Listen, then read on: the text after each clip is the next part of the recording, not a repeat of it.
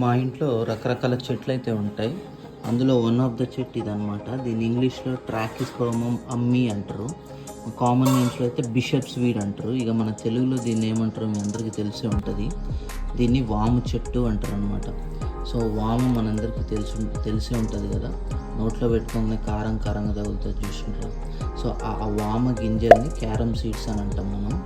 So ఈ వామ చెట్టుకి బిషప్స్ వీడ్ అనే పేరు ఎందుకు వచ్చిందంటే మోస్ట్లీ మెడివల్ పీరియడ్లో చాలామంది బిషప్స్, చర్చ్ ఫాదర్స్ వీళ్ళందరూ దీన్ని హెవీగా కల్టివేషన్ చేసిందంట.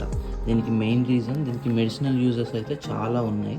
ఫర్ ఎగ్జాంపుల్ ఆస్తమా విషయంలో కానీ, లేకపోతే వేరే మనకు స్కిన్ డిసీజెస్ విషయంలో కానీ ఇది మంచిగా ట్రీట్ చేస్తుందంట. అట్లనే కాదు, దీనికి ఇంకో స్పెషాలిటీ ఉంది. మీకు గుర్తుందో లేదో, చిన్నప్పుడు పిల్లలకి వామ్ వాటర్ పట్టిస్తారు కదా. సో ఆ వామ్ వాటర్ తాగిపించడం వల్ల ఊపిరితిత్తుల్లో నిమ్ము కానీ, లేదా వాళ్ళ కడుపులో ఏమన్నా నులి పురుగుల ఇష్యూ ఉంటే కానీ అది సెట్ అవుతుంది అనమాట. సో టేస్ట్ కూడా చాలా బాగుంటుంది. సో అట్లనే ఒకసారి ఇది చూడండి. సో ఇది వామ్ అనమాట. దీంతో బజ్జీలు కూడా వేసుకొని తినొచ్చు.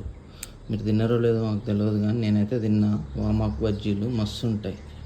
సో అది బిషప్ స్వీట్ సంగతి.